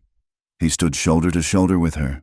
He spoke in Apache first, then in English so Claire and the world could understand. "This woman walked through the fire for us," Nantan said, his voice ringing with authority. "She brought the truth when the world brought lies. She carries the heart of this land." He took Claire's hand and raised it. "I have chosen her," he declared. "Forever, she is of my blood, of my fire. Whoever strikes her, strikes me. Whoever welcomes her, welcomes me." It was not just a marriage vow. It was a political stance. It was a challenge to the prejudice of the territory. Ishta stepped forward. She looked at Claire, her eyes crinkling at the corners. She reached out and touched Claire's cheek. "Then she is my daughter," Ishta said. Claire looked at Nantan. He squeezed her hand. For the first time since she had boarded that train in St. Louis, the knot of anxiety in her chest uncoiled completely. She was not safe in the way her father had wanted, locked away in a parlor. She was safe because she was strong, and she was loved by a man who knew the value of her freedom. "Forever," Claire whispered back to him, and the wind, rushing through the canyons, seemed to carry the promise up to the highest peaks. Silas Crow was dead, washed away by the very waters he had tried to steal, but his shadow proved harder to dislodge than his body. The physical threat had ended at the bottom of Red Creek, but the poison he had dripped into the ears of the townspeople lingered like the heat radiating from the stones after sunset. 2 weeks had passed since the confrontation at the pass. The United States Marshal had arrived from Tucson, a weary man with a handlebar mustache and a cynicism etched into his face by 20 years of frontier law. He had taken the statements, arrested the surviving mercenaries, and shipped them off in chains to the territorial prison in Yuma. But the law could not arrest a whisper. Claire Whitmore stood in the center of the general store in Red Creek, a list of supplies in her hand. The bell above the door jingled as Mrs. Gable, the banker's wife, entered. The woman froze when she saw Claire. Her eyes darted to the Apache-patterned shawl Claire wore over her mended gray dress, a gift from Ishta. Mrs. Gable sniffed loudly, pulling her skirts tighter as if Claire were contagious. "I did not know we were serving that sort in here." "Mrs. Gable said to the shopkeeper, her voice pitched high enough to carry, "I heard she sleeps on the ground like a dog now. Bewitched, they say. Those savages have root magic." The shopkeeper, a man named Miller, who had sold Claire chalk and slate for her classroom only a month ago, looked down at the counter. He was embarrassed, but he did not speak up. He still remembered the gold coins Crow used to spend. Claire placed a bag of coffee beans on the counter. She did not turn to face Mrs. Gable. She did not raise her voice. "I sleep on the ground, Mrs. Gable, because it is honest," Claire said, her voice calm and steady. "And I am not bewitched. I am awake. Which is more than I can say for those who let Silas Crow rob them blind while smiling in their faces." She placed $2 silver on the counter. "That should cover the coffee and the flour. Mr. Miller, keep the change." She walked out, head high, ignoring the gasp behind her. Outside, the sunlight was blinding. Claire leaned against the rough wood of the storefront for a moment, letting the mask slip. Her hands were shaking. It was one thing to face a gun. It was another to face the slow, grinding rejection of her own kind. She was a pariah. To the town, she was the woman who had sided with the enemy. She was a traitor to her race, a phrase she had heard spat at her feet more than once. Tom Rudd, the blacksmith, was waiting for her by his wagon. His iron leg clanked against the wheel as he adjusted the harness of his mule. He saw her expression and spat a stream of tobacco juice into the dust. "Do not pay them no mind, Miss Claire," Rudd rumbled. "Folks hate being wrong more than they hate being robbed. You made them look like fools. They will not forgive that any time soon. I do not need their forgiveness." "Tom," Claire said, climbing onto the wagon seat, "I need their cooperation. If we do not get this trade agreement signed before the winter, the Apache will starve, and the ranchers will start shooting again when the creek gets low." "You are a stubborn woman," Rudd said, climbing up beside her. "I like that." They rode out toward the neutral ground, a patch of mesquite flatland halfway between the town and the Dragoon Mountains. This was where the new world was being built, not with bullets, but with ink. In the high camp, Nantan faced a different kind of storm. The young men of the band were restless. They had seen the mercenaries broken. They had seen the white leader fall. The victory had tasted sweet, like honey, and now they wanted more. They wanted to ride down and reclaim the grazing lands that had been fenced off 3 years ago. "We should burn the fences," a young warrior named Ka said, slamming his spear into the earth. "The White Eyes are weak now. Their leader is dead. We can take back what was ours." Nantan sat by the fire, sharpening his knife. He did not look up immediately. He let the silence stretch, forcing the young man to wait. "Crow is dead," Nantan said finally. "But the army is not. The telegraph wires still sing. If we burn the fences, the blue coats will come back with cannons. They will hunt us until there is no place left to hide." "So we do nothing," Ka challenged. We hide in the rocks like lizards while the woman goes back and forth. We survive, Nantan said, his voice hard. And we change. Elder Ishta walked into the circle. She moved slowly, her joints stiff with age, but her eyes were bright. She looked at Ka, then at Nantan. The wolf survives because he knows when to hunt and when to wait, Ishta said. She turned to Nantan. But the boy speaks of a fear that many have. Nantan, you have brought a white woman into our heart. You sleep on her blanket. The people worry that your eyes are clouded by the softness of a woman. Nantan sheathed his knife with a sharp click. He stood up, towering over the fire. My eyes are clear, he said. Claire brings us a weapon stronger than a Winchester. She brings the law of the white man. She turns it against them. If we kill, they send soldiers. If we trade, they send wagons. Wagons we can use, soldiers we can only kill. Love is a strong rope, Ishta warned softly. But if you tie two mountains together, the rope may snap, and both sides will fall into the abyss. I will not let it snap, Nantan promised. But as he looked toward the valley floor where the wagon was approaching, he felt the heavy burden of the bridge builder. It was easier to be a warrior. A warrior only had to destroy. A leader had to build. The meeting place was a simple lean-to that Rosa, the Mexican girl who knew the desert trails better than any surveyor, had helped erect. Rosa was there now, arranging sacks of corn and beans. She nodded as Claire and Tom Rudd arrived. Nantan rode in 10 minutes later, accompanied by two of his most trusted men. He did not dismount immediately. He circled the wagon, checking the horizon. Old habits died hard. When he finally swung down from his paint horse, he went straight to Claire. He did not kiss her, not here, where eyes were watching, but he stood close enough that their shadows merged. Did they give you trouble? Nantan asked, scanning her face for any sign of hurt.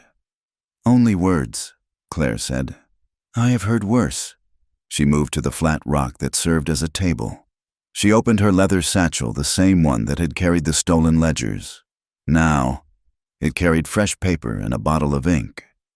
I have drafted the terms, Claire said, dipping her pen. Tom, you represent the town council. However reluctant they are, Nantan represents the families. She began to read. It was not poetry. It was dry, pragmatic prose. Clause 1. The water from Red Creek shall be accessible to all livestock, regardless of brand, between the hours of sunup and sundown. Clause 2. The Apache families agree to refrain from hunting cattle within 2 miles of the town limit. In exchange, the town agrees to provide 50 sacks of flour and 20 pounds of coffee monthly at wholesale cost. Clause 3. Any dispute regarding theft or injury shall be brought to a tribunal consisting of the sheriff, Nantan, and a neutral party, before any weapon is drawn. It is just paper, Ka muttered from behind Nantan. It is a shield, Claire corrected him, looking up. Silas Crow used paper to steal your land because you could not read it. Now, I am writing a paper that keeps your land because I can... This paper says you exist. It says you have rights. If the army comes, we show them this. We show them that there is order here. They cannot declare war on a peaceful trading partner. Nantan looked at the document. He could not read the jagged black marks, but he trusted the woman who made them. He took the pen she offered. It felt light and strange in his hand. A tool he had never thought to master. Where do I make the mark? He asked. Claire guided his hand. He drew a rough X, and then, with a sudden impulse, he drew a small symbol next to it, a mountain peak. Tom Rudd signed next. The council will grumble about the flour, the blacksmith said, but they will pay for it, cheaper than paying for coffins. As the ink dried, the wind picked up. It started as a low moan in the canyons, then quickly escalated into a shriek. The sky to the west turned a sickly yellow-brown. Sandstorm, Rosa shouted, pointing at the wall of dust racing across the valley floor. A big one. We cannot make it back to town, Tom Rudd yelled, fighting to hold his mule. We have to take cover. The horses, Nantan shouted. The storm hit with the force of a physical blow. Visibility dropped to 0 in seconds. The sand was not just dust, it was shrapnel, stinging exposed skin and forcing its way into eyes and noses. Claire did not freeze. She did not look to Nantan to save her. She grabbed the blanket from the wagon and threw it over the head of Tom's mule, which was kicking in panic. She tied the lead rope to the heavy wheel of the wagon. "Rosa, get the sacks under the tarp!" Claire screamed over the wind. She grabbed a shovel from the wagon bed and began frantically digging a trench around the fire pit to prevent the embers from blowing into the dry brush and starting a wildfire. Nantan was struggling with his paint horse, which was rearing up, terrified by the howling wind. He managed to calm the beast and looked around for Claire, ready to pull her into the shelter of the rocks. He saw her. She was not cowering. She was kneeling in the dirt, her face wrapped in her shawl, holding down the corner of the canvas tarp that covered their supplies while the wind tried to rip it from her hands. She was coughing, her eyes squinted shut, but she did not let go. She was fighting the desert on its own terms. Nantan moved to her side, adding his strength to hers. Together, they lashed the tarp down. They huddled together in the lee of the wagon as the storm raged around them, burying the world in brown grit. "You move like one who belongs here," Nantan shouted into her ear. Claire looked at him, her eyelashes coated in dust. She smiled, a gritty, fierce expression.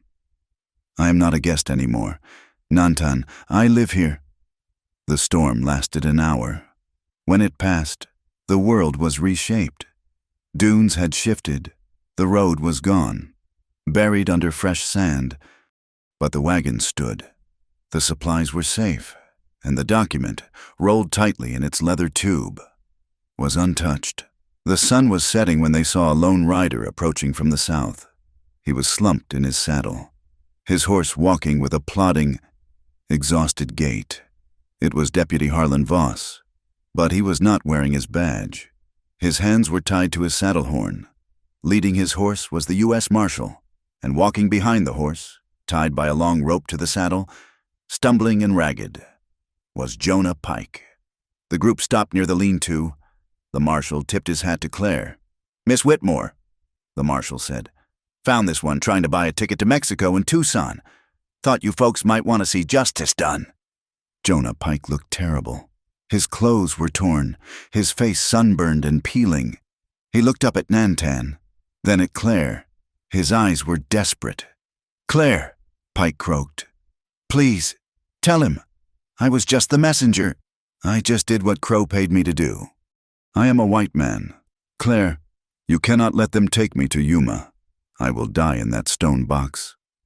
Claire looked at the man who had tried to sell her life for a pouch of gold. She remembered the knife he had held on her in the dark. "You are not a white man, Jonah," Claire said coldly. "And you are not an Apache. You are nothing. You chose greed over your own blood. You chose money over honor." "Nantan," Pike pleaded, switching to broken Apache. "We hunted together." Nantan stepped forward. He looked at Pike with eyes as cold as the winter moon. "A hunter shares his kill," Nantan said. "A scavenger steals it. You are a coyote. You have no pack." Nantan turned his back on him. It was a dismissal more painful than a blow. It meant Pike no longer existed in his world. "Take him away, Marshal," Claire said. "The law will decide his future. We have work to do." The Marshal nodded and tugged on the lead rope. Pike stumbled forward, weeping into the dust. As they dragged him away toward the road that led to the prison, the sun dipped below the horizon, painting the sky in blood and gold. That evening, the air was crisp and clear, scrubbed clean by the sandstorm. Claire and Nantan sat on a high ridge overlooking the valley. They could see the lights of Red Creek flickering in the distance, tiny pinpricks of yellow against the vast purple dark. "They hate you down there," Nantan said quietly.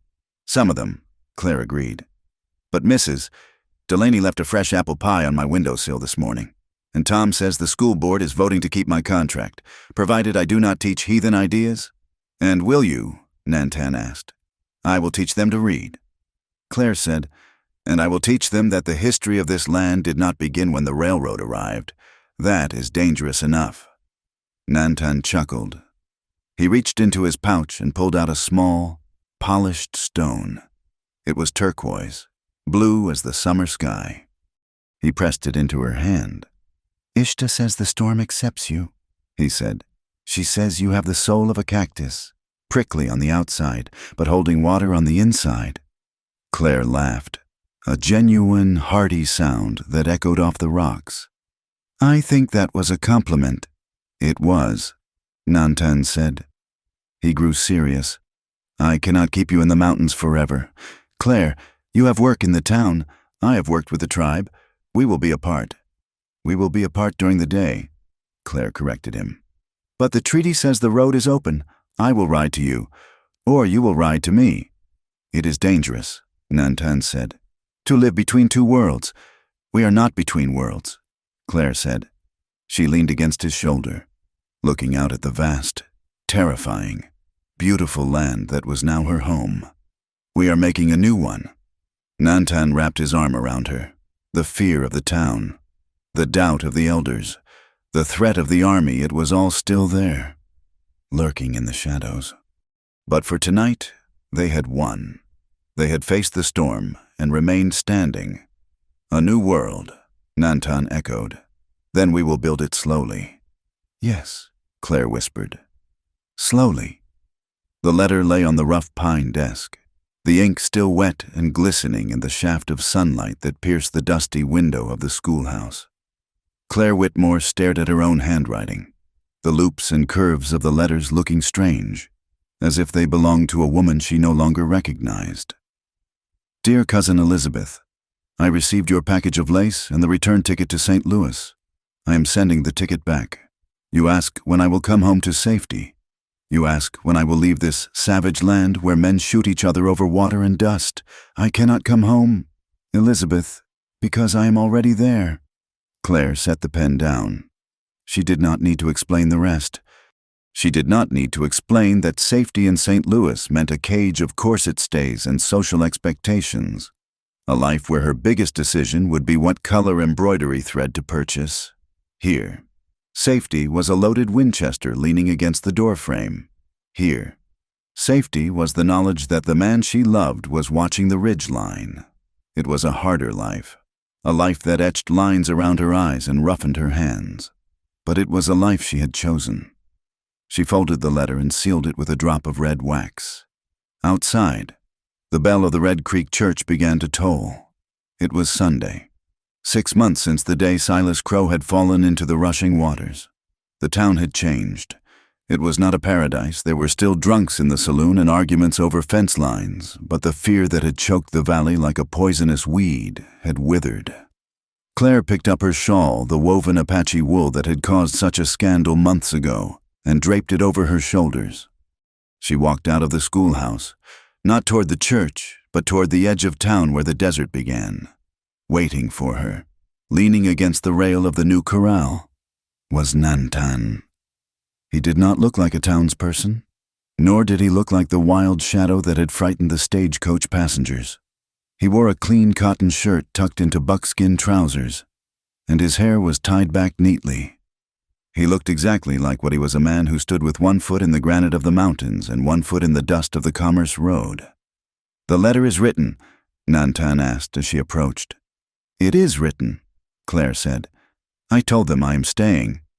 Nantan nodded slowly. "Good, because Ishta has been complaining that if you leave, there will be no one to argue with her about the proper way to dry corn." Claire smiled. "Ishta loves to argue. It keeps her young." "Come," Nantan said, offering his hand. "We have work to do before the sun is high." They walked together toward the structure that stood on the neutral ground, the patch of mesquite flatland where they had once weathered the sandstorm. It was not a grand ranch house with a white picket fence. It was a simple structure of adobe and timber, built with the combined labor of Tom Rudd's hammer and the Apache young men's muscle. It was half trading post, half meeting hall, a place where the ranchers brought their beef and the Apache brought their baskets and woven blankets, a place where money and goods changed hands without the threat of violence. But for Claire, its most important function was the room in the back. She opened the door, and the smell of chalk and dry wood greeted them. Inside, there were no rows of rigid desks, There were benches arranged in a circle. On the wall hung a large map, the very map Claire had saved from Crow's ambition. But now, the red lines of theft were gone, replaced by careful notations of shared springs and trails. Sitting on the benches were 10 children. 5 were from the town, ragged sons and daughters of miners and shopkeepers.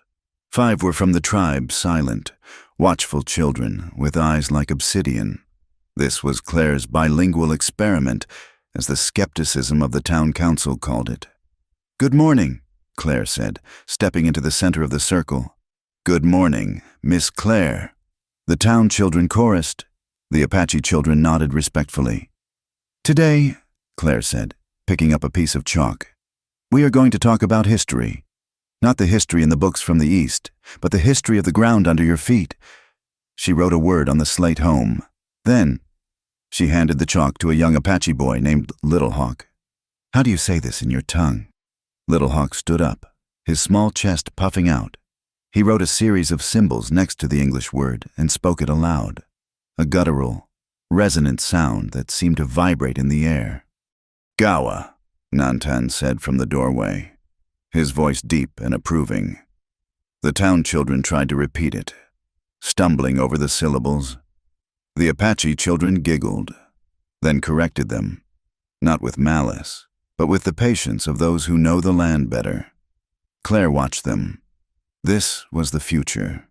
It was fragile, like a green shoot pushing up through hard-packed clay. There were still fathers in town who spat when they saw an Indian. There were still warriors in the mountains who fingered their knives when a white man rode by. But here, in this room, the hate was being diluted by curiosity.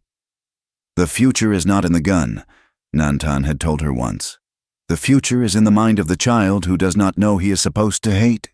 After the lesson, as the children ran outside to play a game of tag that seemed to transcend language barriers, Nantan approached Claire. "You build strong bridges." "Schoolteacher," he said softly, "I have good help." Claire replied, "The elders are waiting," Nantan said. "It is time." They left the schoolhouse and rode their horses up the winding trail toward the high camp. This was the day they had chosen. There was no priest in a black robe, no organ music. When they arrived at the circle of wickiups, the entire band was gathered. Ishta stood in the center, holding a clay bowl filled with water from the sacred spring. Claire dismounted. She felt a tremor of nervousness, not fear, but the weight of the moment. She was an outsider asking to be let in, not as a guest, but as kin. She walked to the center of the circle. Nantan stood beside her. He did not touch her. He let her stand on her own strength. Ishta dipped a branch of sage into the water and sprinkled it over Claire's head, then over Nantan's. "Water binds us," Ishta said, her voice cracking with age but carrying the authority of the earth itself. "It flows from the mountain to the valley. It does not ask who is thirsty. It gives life to the weed and the corn alike." She looked at Claire. "You have bled for this family. You have fought the wind for this family. Do you choose to stand with us, even when the winter is hard and the deer are scarce?" "I choose," Claire said clearly. "I stand." Ishta looked at Nantan. "Do you choose to walk beside her, not in front to shadow her, not behind to hide her, but beside her?" "I choose," Nantan said. "Forever." Ishta handed the bowl to Claire. Claire took a drink. The water was cool and sweet. She handed the bowl to Nantan. He drank, his eyes never leaving hers. "Then it is done," Ishta declared. "There are no two paths anymore. There is only one path you make together." The camp did not erupt in cheers. That was not their way. Instead, one by one, the people came forward. The woman touched Claire's shoulder. The men nodded to Nantan. It was a quiet, profound acceptance. It was the sealing of a bond that no judge in a courthouse could ever understand. Later in the afternoon, as the sun began its long descent, painting the sky in ribbons of violet and gold, Nantan led Claire away from the camp. They rode in silence until they reached the high pass Red Creek Pass. It was quiet now. The wreckage of Crow's wagon had been cleared away months ago, salvaged for wood and iron. The arch of stone that Crow had tried to destroy still stood. framing the view of the valley below. The wind whistled through the canyon, a lonely, ancient sound. They dismounted and walked to the edge of the cliff. Below them, the creek was a silver ribbon, full and rushing. The rains have been good this year. The drought was over. It looks so peaceful, Claire whispered. Hard to believe men died here for it. Men always die for land, Nantan said. But usually, the land does not care. This time, I think the land is breathing easier. He pointed to a small pile of stones near the edge of the trail. It was a grave. Not Crow's. His body had never been recovered, washed away to be buried by the silt of the river. This was the grave of one of the mercenaries who had died in the first ambush, a young man who had likely just needed a paycheck. Will we leave him there? Claire asked. He is part of the story now, Nantan said. We do not visit to mourn him. We visit to remember that greed has a cost. We put the past in its place under the stones so it does not follow us down the mountain. Claire looked out at the horizon. In the far distance, she could see a plume of black smoke. The train, the railroad, was expanding. More tracks were being laid. More people were coming. The world is changing. Nantan, she said. The telegraph wires are humming with news from New York and London. The trains bring more strangers every day. Can we really hold on to this? Can we really keep this freedom? Nantan stood behind her, wrapping his arms around her waist, pulling her back against his chest. She leaned into him, feeling the solid thump of his heart against her shoulder blades. We cannot stop the river from flowing. Claire, he said, his chin resting on her hair. The train will come. The wires will sing. The world will change. He turned her slightly so she could see his face, the face that had once terrified her, the face that was now her entire world. We do not control the current, Nantan said. We only control how we stand in it. We stand together. We stand with honor. We teach the children. That is how we keep our freedom. Not by fighting the river, but by learning to swim in it without drowning. Claire looked down at her hands. They were brown from the sun, calloused from work. She touched the silver locket at her throat, then the turquoise stone Nantan had given her. I used to think freedom was having money in the bank, she mused, or having a job where no man could tell me what to do, but that was just independence. It was cold. She turned in his arms, looking up at him.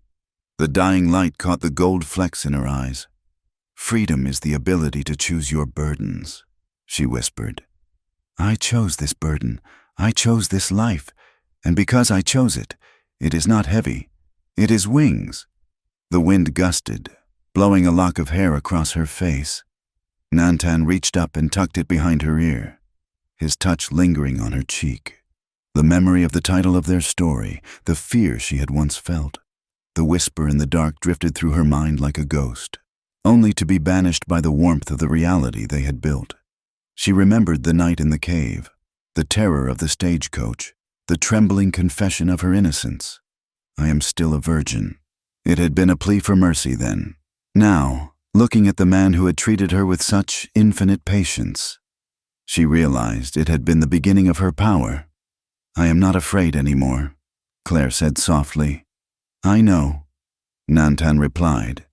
The night everything changed, Claire murmured, a blush rising on her cheeks despite the time that had passed. You said we would go slowly. Nantan smiled, a rare, open expression that transformed his stoic face. And we did. We did, Claire agreed. She rested her head on his chest, listening to the rhythm of his life. And now, Nantan said, tightening his hold on her. We go forward. He kissed her then, a kiss that tasted of the high desert air, of sagebrush and rain, of danger survived and peace earned. It was a kiss that did not try to consume her, but rather to ground her. In his arms, she was not lost, she was found. The sun finally dipped below the horizon, plunging the canyon into twilight. But it was not dark. Above them, the first stars began to prickle the velvet sky, millions of them, watching over the vast, silent territory. Come, Nantan said, breaking the kiss but keeping her close. The season of rain is here. The creek is full. And I promised Ishta I would bring you back before the stew is cold." Claire laughed, the sound bright and clear in the canyon air. "We cannot keep Ishta waiting." They mounted their horses and turned back toward the camp, toward the town, toward the home they had carved out of the hard earth. They were not saving the whole world. The world was too big, too messy, too full of greed and noise to be saved by two people. But as they rode down the trail, side by side, leaving the ghosts on the mountain and heading toward the warm glow of the fires below, they knew they had done something just as important. They had saved their corner of it. They had saved themselves, and in a land that often demanded a price in blood, they had paid in kindness. And that, Claire thought as she rode into the starlight, was the greatest freedom of all. Thank you, dear reader, for riding this trail with us. We have traveled from the dusty streets of St. Louis to the high peaks of the Dragoon Mountains, witnessing a love that was forged in fire and tempered by respect. I hope Claire Nantan's story has touched a chord in your heart. It is a reminder that even in the wildest of frontiers, the most powerful force is not the gun, but the human capacity to choose love over hate.